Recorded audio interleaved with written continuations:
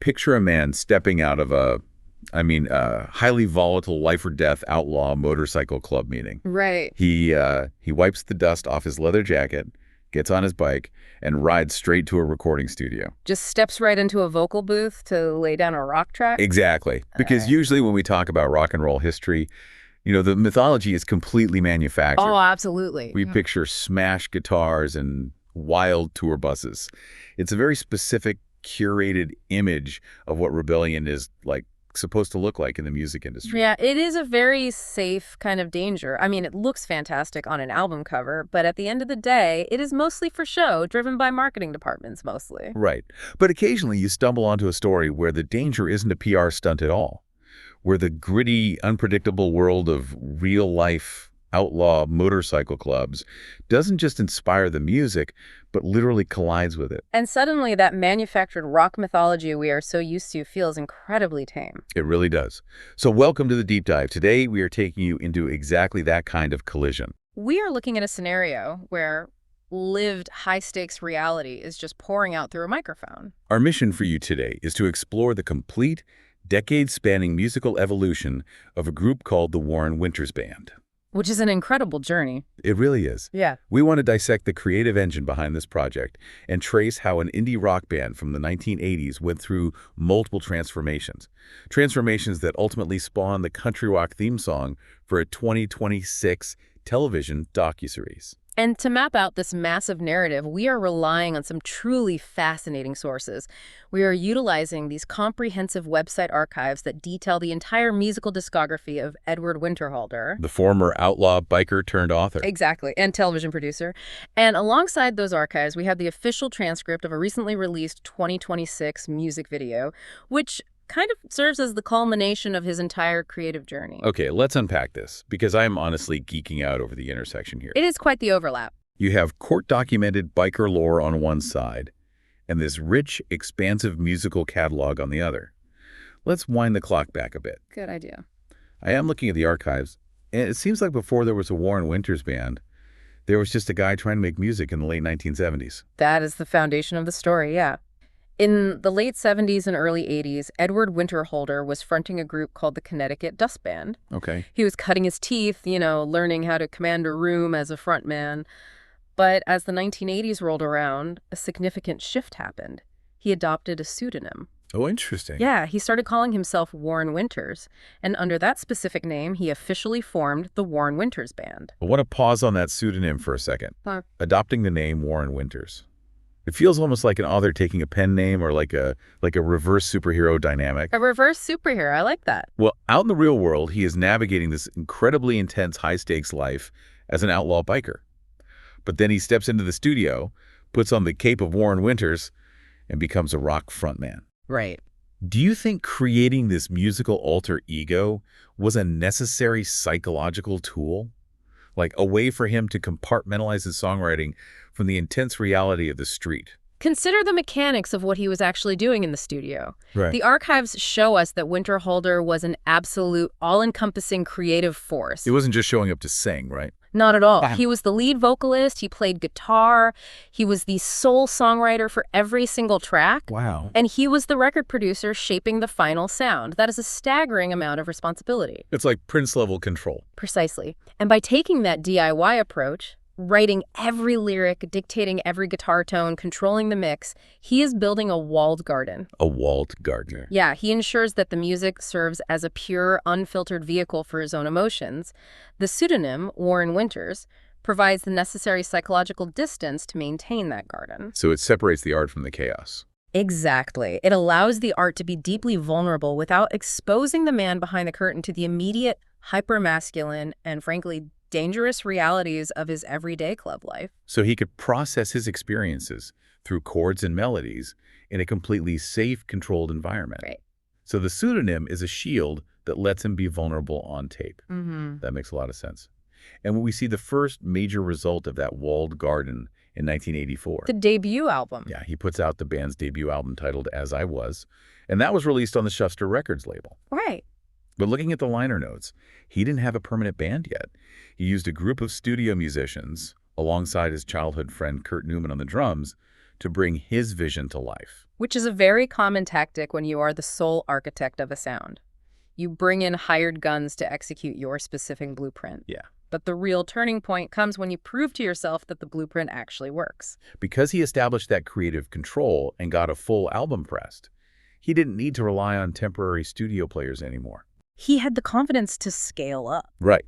Which brings us to 1988 and a massive shift in how the band operates. Yeah, 1988 is really the anchor of this entire timeline. This is when the band goes into Grace Recording Studios in Connecticut. Yeah. To record what would become their defining studio album, Crossbar Hotel. Exactly. And looking at the personnel for these sessions, this is a fully formed, dedicated lineup.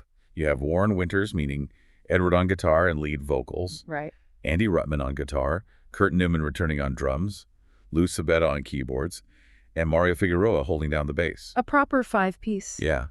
So how does moving from a solo guy with session players to a dedicated five-piece band actually change the music mechanically? It changes the entire ecosystem of the recording, really. Even if one person is writing all the songs, and the credits do note that Winterhalter remained the sole songwriter, a dedicated band brings a live tension to the room. Because they're playing together constantly. Right. When you have Mario Figueroa playing bass consistently with Kurt Newman on drums, they develop a pocket. Like a groove. Exactly. A shared rhythmic intuition that studio musicians rarely achieve in just a one-off session. And then Lou Sabetta's keyboards add these atmospheric layers that thicken the rock arrangement. It sounds bigger. The sound transitions from a solitary vision to a muscular, cohesive rock band pushing air around the room together. Crossbar Hotel becomes the definitive sonic footprint of who they were. And there was clearly an effort to preserve that specific footprint. 10 years later, in 1998, a CD compilation comes out called The Best of Warren Winters. Oh, yeah? It was mastered and produced by Chris Westerman at Blackwater Sound in New Hampshire, and it gathered hits from both As I Was and Crossbar Hotel, plus some unreleased tracks. Cataloging of history. Right. So there's this mid-90s effort to preserve it. But preservation on CD is one thing. What happens 2 decades after that is what completely blows my mind. The jump to 2019. Yes. On April 5, 2019, an independent label called Sophomore Lounge Records releases a massive 30th anniversary reissue of the Crossbar Hotel album. And on vinyl LP, no less? Right, on vinyl. Now, I have to push back here because if you follow music trends, you see a lot of random 80s stuff getting pressed to vinyl lately. Sure. Is a 30th anniversary vinyl run for an independent 80s rock band just driven by modern hipster nostalgia? Just like indie kids wanting something obscure to put on their Instagram? Wow. Or is there something mechanically unique about this band's sound that modern record collectors genuinely want? If we connect this to the bigger picture, it is rarely just shallow irony when a label goes through the immense logistical expense of a physical vinyl pressing 30 years after the fact. Because pressing vinyl is expensive. Very expensive. A reissue of that magnitude is a profound validation of a band's cultural footprint. Think about the medium itself. Vinyl is deeply tactile. Yeah. You have to physically hold it, place the needle in the groove, and actively listen. It demands your attention in a way that streaming does not. It is a ritual. It is a ritual that seeks out authenticity. For modern indie music collectors to hunt down a 1988 album from a former outlaw biker, it proves the music possessed a raw, analog authenticity. They can't fake that. You really cannot fake the lived, gritty experience embedded in Winterhalter's vocal delivery or his songwriting. The reissue suggests that the emotional weight of his walled garden successfully bridged the gap between 1988 rock fans and 2019 audiophiles. Analog authenticity. I love how you phrase that. And it seems like experiencing that specific validation, holding a physical record of his past, celebrated 30 years later, flipped a switch in his brain. It definitely did. Because the moment we roll into the 2020s, his creative output absolutely explodes. Taking that intense psychological inventory, seeing his past celebrated, seemed to just unlock the vault. The flurry of new, highly thematic projects in 2020 is staggering. Especially when you factor in what was happening in the world at that time. Right. May of 2020. The Warren Winters Band releases a new song and music video called The Name of the Game, directed by Mark Hoff. But the tone is a complete departure from the gritty rock of the 80s. A huge departure. The sources indicate this was released as a somber tribute to the families of the sick and the lives lost during the COVID-19 pandemic.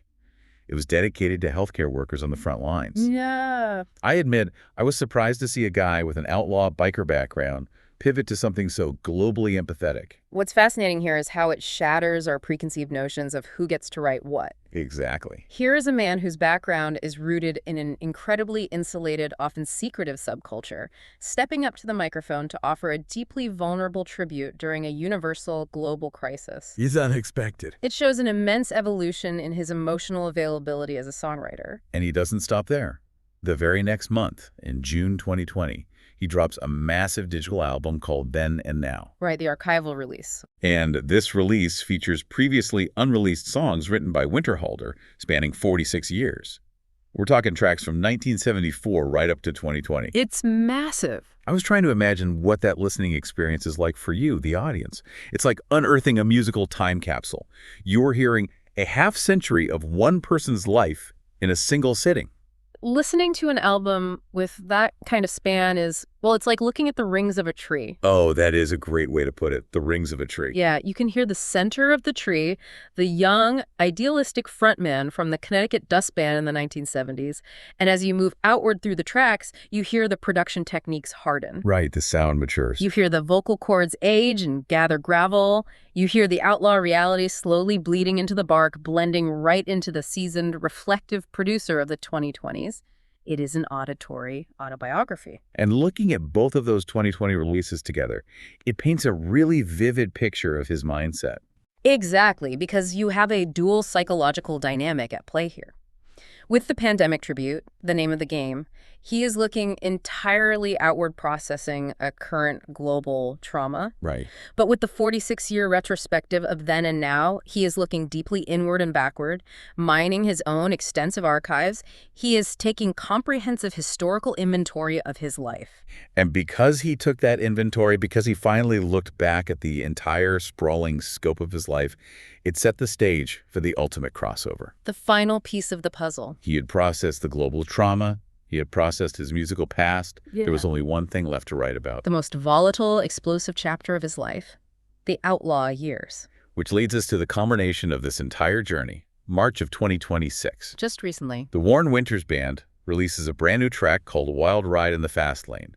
And the context here is massive for you listening because this isn't just an indie single. No, not at all. This driving country rock track is the official theme song for the Wild Ride in the Fast Lane television docuseries currently in development. A series based on Winterhalter's own book of true stories from his biker days. The walled garden of his music and the dangerous reality of his past have completely, entirely fused at this point. I want to look closely at the official transcript of the music video for this song, because the lyrics are not speaking in vague, poetic metaphors. They are very direct. Now, just a quick note for you listening. As we dive into these lyrics discussing informants, courtroom drama, and outlaw rivalries, we are strictly unpacking the narrative of the song and the specific true crime culture it reflects. Right, we are not taking sides or endorsing any viewpoints, moral codes, or the real-world violence between these groups. Exactly. We're just examining how this intense historical reality was mechanically translated into a piece of music. Which is crucial context because the song operates as a literal history lesson. Right, I've got the lyrics here. The song opens by setting a classic scene. Dust on the highway, sun in my eyes, chrome and thunder, freedom that flies. Classic imagery. But it doesn't stay romantic for long. It immediately pivots to the unreliability of the life. 25 years of stories untold. Some of them truth, some of them old. Outlaw roads can play a wicked game.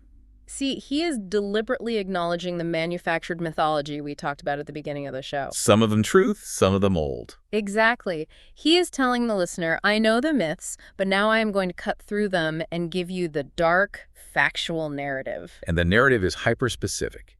The song zeroes in on the true story of the catalyst that ignited the infamous real-world outlaw biker war between the Hells Angels and the Mongols. A major historical event in that world. The lyrics spell out the inciting incident. Once rode an angel, swore by the patch, turned on his club and struck the match. It is documenting the very real history of a former Hells Angel who made the decision to testify against his own club brothers and then subsequently joined the rival Mongols. The lyrics call him one dirty rat with a past so dark. His testimony was the spark. And this next line really stood out to me. Which one? Courtroom whispers a steel-eyed stare. Truth cut deeper than a blade laid bare. That contrast is brilliant songwriting. You have the visceral, expected violence of the biker world, the blade laid bare, being completely overshadowed by the quiet, bureaucratic, devastating damage of courtroom whispers. Right, the legal system. It highlights how legal testimony was a far more destructive weapon than anything found on the street. And the devastating result of those courtroom whispers. The song continues. When he joined the Mongols, war drums rang, and the outlaw world felt the thunder bang. Here's where it gets really interesting. This song, with its catchy country rock structure and what the video describes as featuring drag pipe sounds, is functioning as something much older than rock and roll. Wait, what do you mean? This raises an important question about the fundamental utility of music. What we are witnessing with Wild Ride in the Fast Lane is the use of music as a vehicle for oral history. Oh, like passing down stories. Yes. Long before we had streaming platforms, printed books, or television docuseries, human history, especially the hidden histories of marginalized underground or outlaw groups, was preserved through song. Like ancient sea shanties or the old Appalachian murder ballads. You encode the history into a melody so people can remember it. Precisely. This song functions as a modern-day folk ballad. Winter Alder is taking the incredibly complex mechanics of an underground gang war, condensing the inciting incident into a rhyming verse, and attaching it to a television theme song. That's wild to think about. The lyrics even mention the ghost of highways, laughter, and sin, where legends end, tall tales begin. By encoding the history of that specific biker war into a catchy track, he is immortalizing it. The music guarantees that the oral history of that era survives. He ends it by singing, "Life don't last long in the fast lane, so raise a glass to the roads we knew, to the riders gone and the ones still true." He is honoring the memory of the era while documenting exactly why it was so fatal. It brings his entire decades-long journey full circle in the most profound way. So what does this all mean for us when we pull back and look at the whole timeline? Think about the sheer improbable distance Edward Winterhalter has covered. It's a massive span. He starts out in the late 70s learning the ropes with the Connecticut Dust Band. He realizes he needs a safe space to process his life, so he adopts the Warren Winters alter ego. Building that walled garden. Right. He meticulously produces the As It Was, debut in '84 to prove his creative concept. Then he brings in a dedicated powerhouse lineup to record the defining Crossbar Hotel album in '88. Cementing a sound so authentically analog that 30 years later, it sparks a massive vinyl resurgence among modern collectors. A physical resurgence that seemingly unlocked his psychological vault, leading to that incredibly empathetic pandemic tribute in 2020 and the unearthing of a 46-year auditory autobiography. All of which paved the way for him to finally tear down the walls of his musical garden. Merging his gritty, dangerous reality with his art to create the country rock theme song for a 2026 TV docuseries. He managed to take the chaotic, often destructive energy of his life in the outlaw motorcycle world and meticulously forge it into a lasting, evolving, creative legacy. He didn't just survive the fast lane, he wrote, produced, and recorded its soundtrack. Which leaves us with a pretty wild thought to chew on as we wrap up today. Definitely. We talked at the very beginning about how the music industry loves to manufacture the idea of danger. But the real danger, the real history, is often hiding in plain sight, encoded in the music. It really is. If a single catchy 3-minute country rock song can carry the heavy, violent, true crime history of an underground biker war, it makes you wonder. What else is out there? Exactly. What other explosive, entirely hidden histories might be locked away right now, waiting to be discovered in the lyrics of the unknown bands playing at your local dive bar tonight? Next time you're out, listen closely. You might just be tapping your foot to a confession. Keep your ears open. Catch you on the next deep dive.